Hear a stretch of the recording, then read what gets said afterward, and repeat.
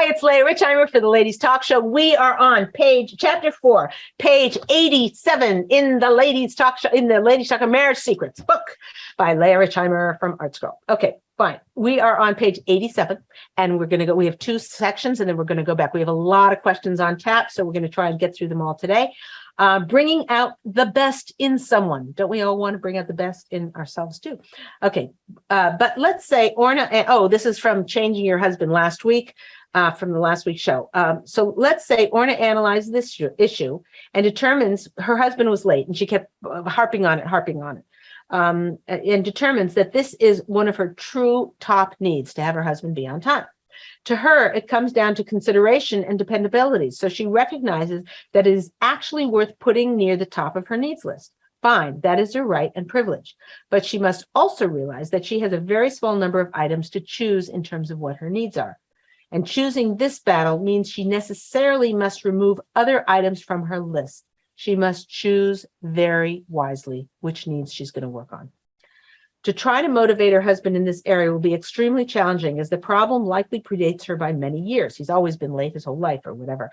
She might sit down and have discussions with him, asking him what she can do to help him to be ready on time, or to help to reorganize his schedule so he improves in this area, provided he is on board with her assistance.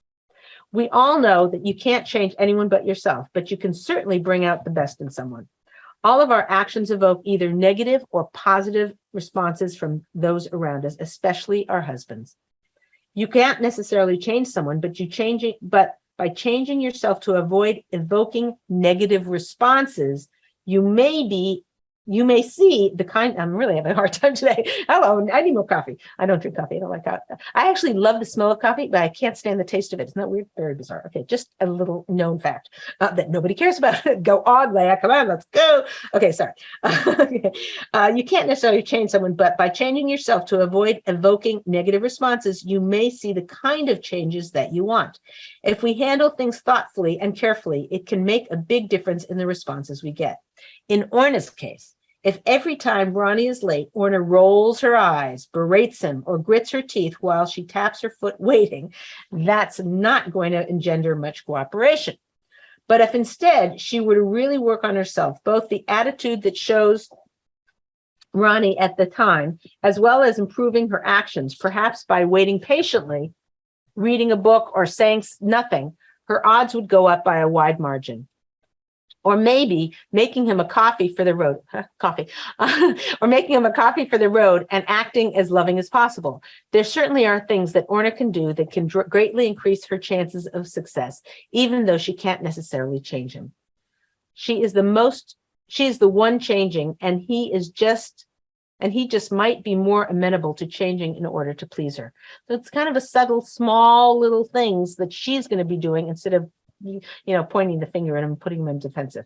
The question then becomes, how much effort is the whole thing worth? That's where prioritizing your needs becomes so valuable. You get to choose what you need the most. That might be too much effort, and what might be too much effort, and use your energy accordingly. So in other words, you're picking things that you need, but that take less effort. Why pick the huge things that you feel like are never going to happen?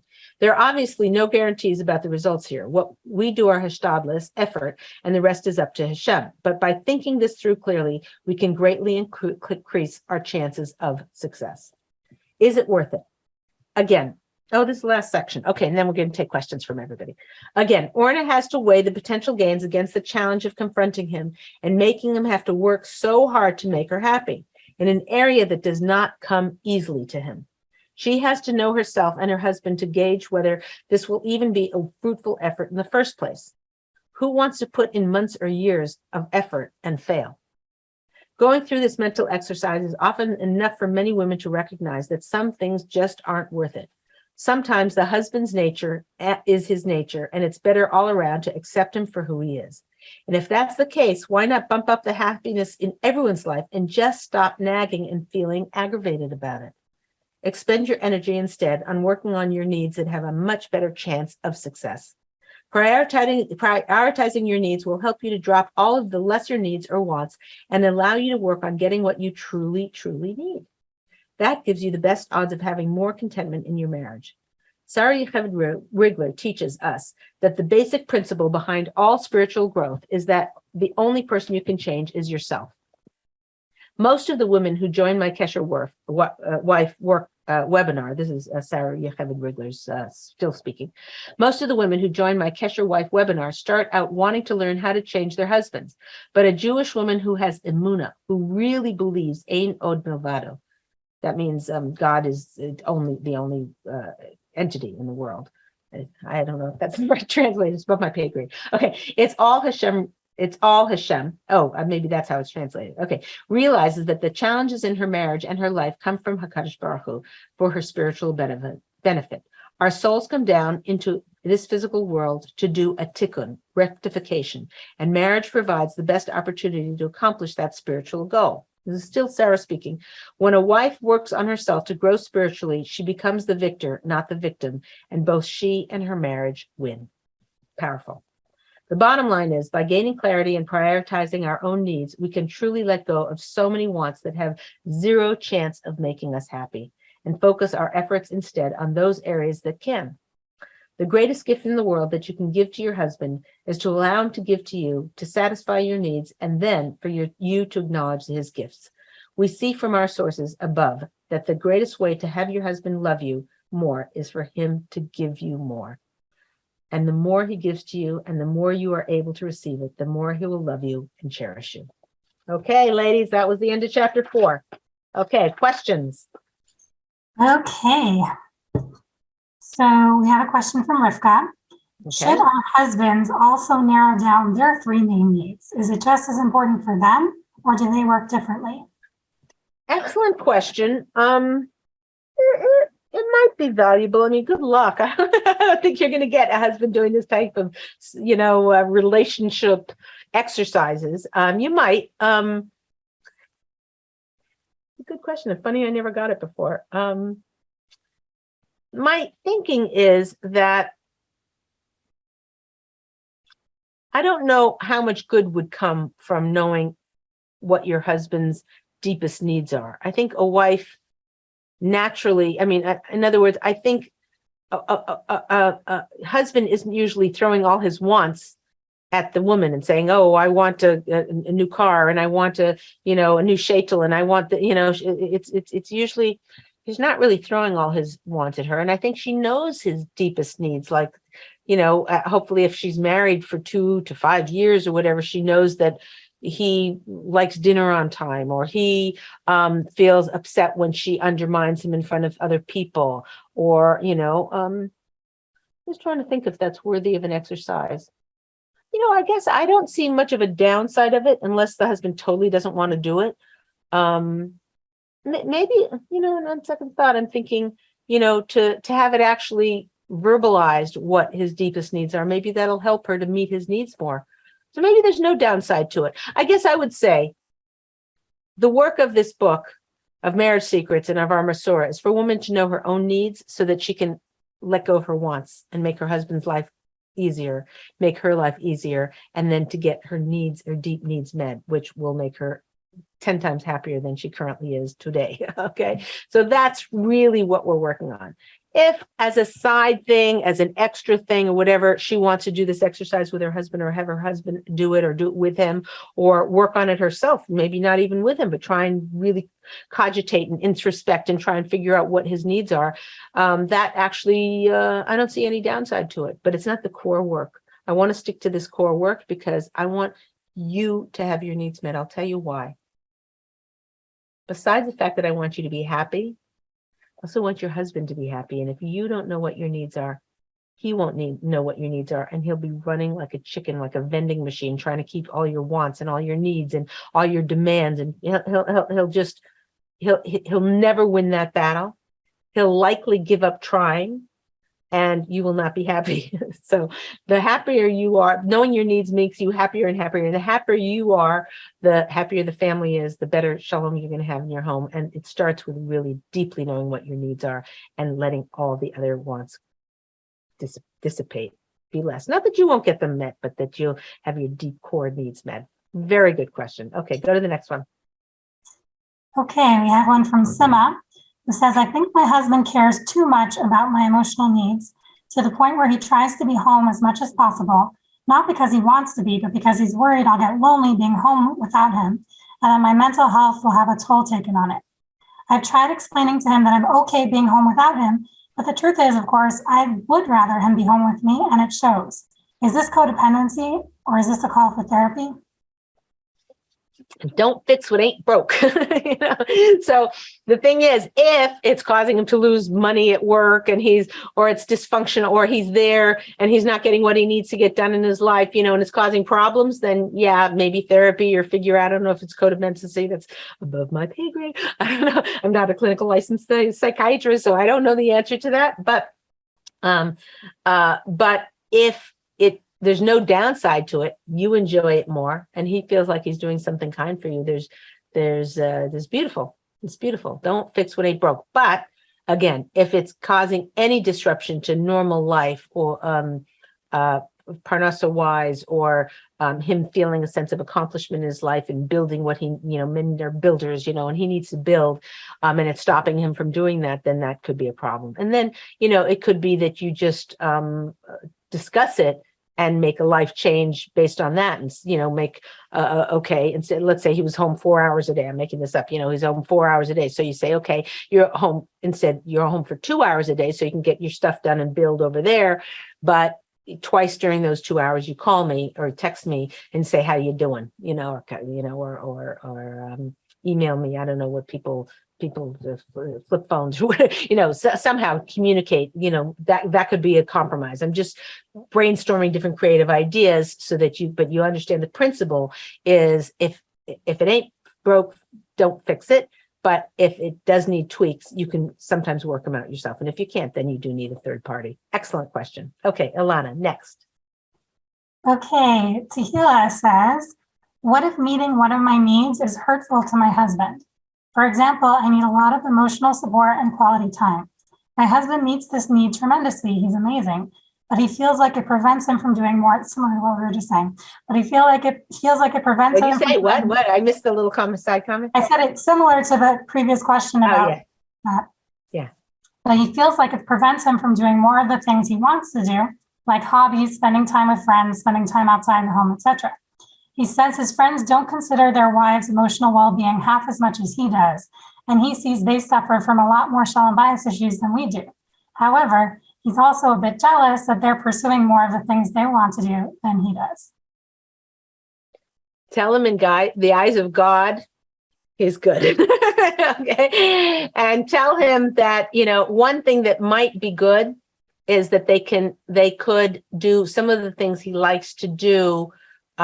They could do together. Like, I don't know what his hobbies were, but if his hobbies were, you know, wood burning, you know, so she could, you know, either wood burn also, or she could draw the things that he wood burns, or, you know, somehow they maybe would be able to figure out some of the things that he wished he could do himself. They could maybe I'm going to come to you for when I need a list of hobbies or something, because I never even heard of wood burning. You're just going to be my new go-to person for I need a new hobby, Leah. What do you got?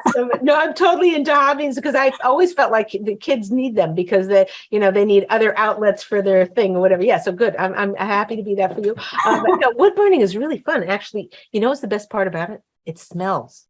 So like burn like a fireplace. So maybe it's dangerous. Whatever. I'm good to kill somebody with it. No, but you take a thing and you draw in pencil, and you draw on a little piece of wood like that, you know, whatever, and you draw like an owl or something, and then you use the wood burning thing, and it comes out really, really beautiful, and it smells wonderful. In the meanwhile, it's probably toxic. So, but anyway, okay. So, but anyway, you get the point. So maybe there's ways that they can do it together. She'll have to think about it. Get creative. Next question. Okay. So let's see here. We have Haya says, I'm worried about sharing my needs with my husband because I don't want to resent him if he's not able to meet them once I took the risk of sharing them. Yeah. Yeah, I hear. That's a toughie. You should share that. with your husband also. Really going on a limb, be clear on what your needs are, and then also say, probably before you start, say, listen, I've been doing a lot of thinking, and I feel like I'm treating you like a vending machine, like I want this and I want that and whatever. And I really am worked on very, very hard. You could say, I took a course in it or something, or a class, or I learned about it.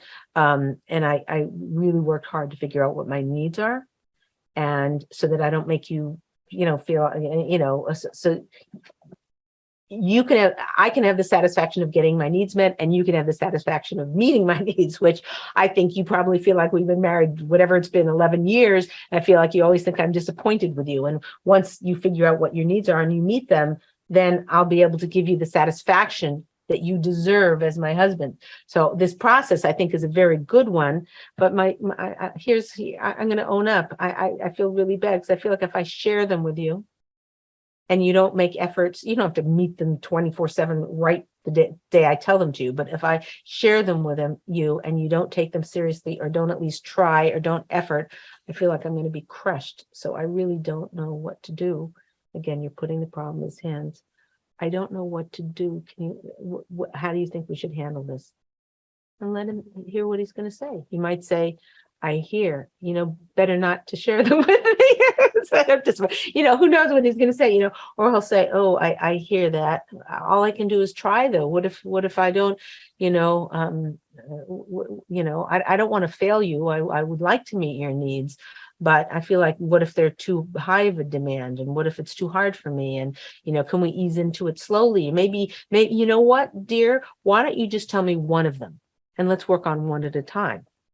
Beautiful solution. We'll work on one at a time, and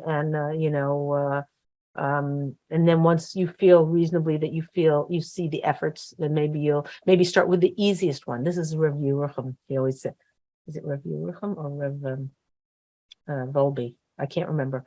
One of those Mr. Masters, is that you work, everyone says, oh, what should I start with? I want to become XYZ. You start with the easiest thing, because then you're going to have a success under your belt, and that's going to motivate you to, work harder at it. A lot of people do the opposite, and they try the hardest thing, and then they fail at it, and they say, forget it, so if and I just was meeting with somebody, and they said, yeah, I want to lose 40 pounds.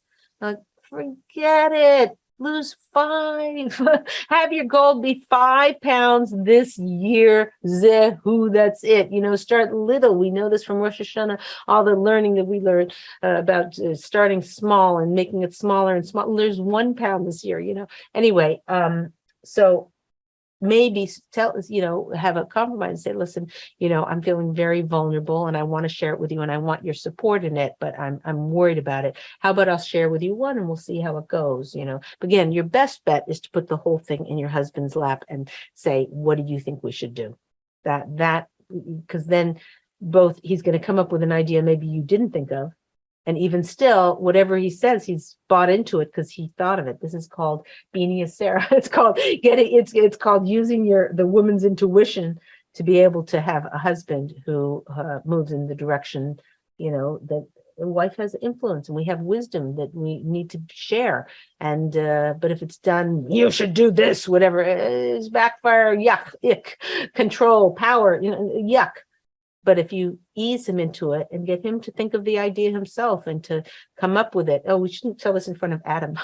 So we've got a guy listening to the videographer, but if you ease the man into doing what needs to be done, or what you feel would be the best for outcome for the two of you, selflessly, or maybe even selfishly, it's okay. That's using your smarts. Okay, good. What's the next question? Okay. So Sarah says, I've communicated many times that a top need of mine is for him not to look at his cell phone when we're communicating. It makes me feel disrespected, but it's so hard for him to do this. Is it too much of a need request in this generation? Very sorry to break the news to you. It's too big of a request. It wasn't 5 years ago, but in this day of addiction of cell phones, it's a very, very hard thing. And I think you're much better off picking something else that's not such a big battle. However, That being said, there is a conversation you can have to make things better, which is, here's the situation, sweetheart. Listen, when I'm talking to you and you're on your cell phone and whatever, I feel not heard. I feel like, like you care more about some work thing or some, stupid thing, what time is the basketball game or whatever it is. It makes me feel like I'm not as important as these other trite little things, which if I were to ask you, what's more important, me or the basketball game? Don't answer that. No, if I were to ask you, you too would make me more valuable, but it's how it makes me feel. So here again, you're putting the problem in his lap. So what do you think we can do to make me feel better about this? What can we do? What actions can we do that might resolve it? Could it be we have 5 minutes of no phone time so that at least I know 5 minutes a day I've got your full attention? Could it be that, during dinner, no phones? I don't know. Brainstorm with me here, sweetheart. What can we do so that I can feel as important as whatever you're clicking away on? And then if I have my 5 minutes, or I have my dinner time, or I have my 15 minutes, or I have my, from you get home, and usually when people get home, they just came in the car for an hour drive or a half an hour, and they were doing work, and then they jumped in the car, and then they come home and they want to see whether, the guests are coming for Shabbos or, other things. They want to check their phones right when they get home. So unfortunately, I'm just dealing with what people are addicted to at this point, making the best of the bad situation. But if you try and get them off the phone the minute they walk through the door, even though that might be the time when you want to bond the most with them and when you want to welcome them home, and at least people should really, really try for that first 2 or 3 minutes to just, hi, good to see you. How was your day? Like that. And then if they go check their emails, it's not so bad.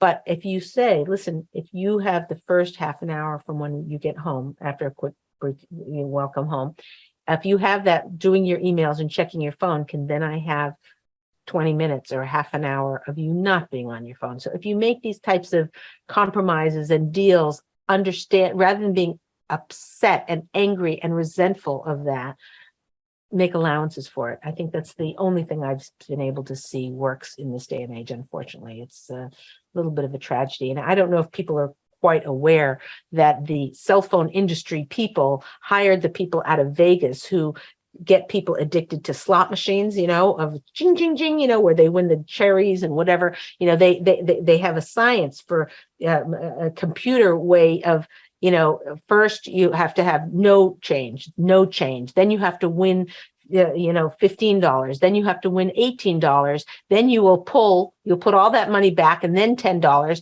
And then you have to have another win of $12. They have the whole science of addiction, of how to get people addicted to the slot machines. And that's exactly the same people who they brought in for the cell phones. So we're fighting a losing battle, unfortunately. Hope not, it's losing. And hopefully they'll figure out ways to make this better over time. But right now we're in a pretty tough matzah challenge. So do the best you can, but compromise is the best way to go rather than making him feel wrong. Great question. Okay, Ilana, I think we have time for maybe one or two. No, I mean, that one is such a huge issue. I think you even have like a whole show on it, I think. Yeah, we do. Yeah, if you guys look up ladiestalkshow.com or on Torah anytime, and you'll see there's a couple of shows on internet addiction, phone addiction, and we have some really good advice on those. Okay, Go ahead, Ilana. What's the next question? Okay, so we have from Dahlia. I've told my husband my top need is for him not to be late. No matter how he tries, he's still late. I can be patient as long as it's not late for a family meal. I feel pressure for my kids to let him know how upsetting it is. And he already knows it's a top need of mine. So I feel pulled between my husband and my children about him being late for family meals. Mm-hmm. I hear. So my question for Dahlia is, did she put it in his lap and say, what can we do about this? I'd really want to know whether he answered, well, it's just too bad. I've never been good at it. And that's the end of the story, in which case her hands are tied and she has to deal with, this is what God gave her. And that's what her husband, that's what her children need to learn for their life lessons. Everything we know that God does is for the good. And the kids maybe will be better they'll be more patient with their future partners who are also that way. Who knows why it had to be that way? But if he's adamant about it, you're just kind of stuck. It's unfortunate. On the other hand, if you put it in his lap and say, what can we do about this? Do you want to be a father who's on time, or do you want to be a father who's not on time? And it's like, I could care less. Then you're stuck. If he says, oh, no, I'd really like to be there for the kids, just something always comes up. So then you're like, look, I'm your Asa Kinegdo. What can I do? So it happens to be that the reason you're always late is because you finish checking your emails and then you go brush your teeth before dinner. I don't know, whatever, you go, then you check your you feed the dog. I don't know, whatever people do. So how can we backtrack it? Sometimes being on time is usually seen best from what time you need to be done and what needs to be done until then, and then backing it up and saying, oh, I thought I only needed a half an hour. Every night, I really need 45 minutes for these routine activities that I do. Oh, I see. So now let's say you want dinner every night at 7:00 and he starts getting ready at 6:30 and he's only done at 7:15, right? So now when you figure this out, you say, oh, at 6:15 is when that's the key, is 6:15. So what do you want me to do? Oh, at 6:15, remind me. I recommend never be your husband's police. So if he's putting you on it, that's just where's my boxing glove? That's a recipe for disaster.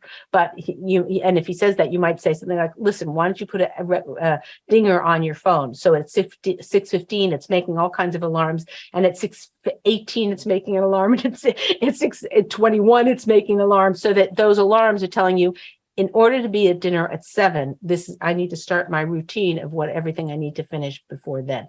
That kind of thing. And if you understand, again, I'm being a little creative in how I'm solving this, but if you understand what I'm saying, you're being on the same team with him.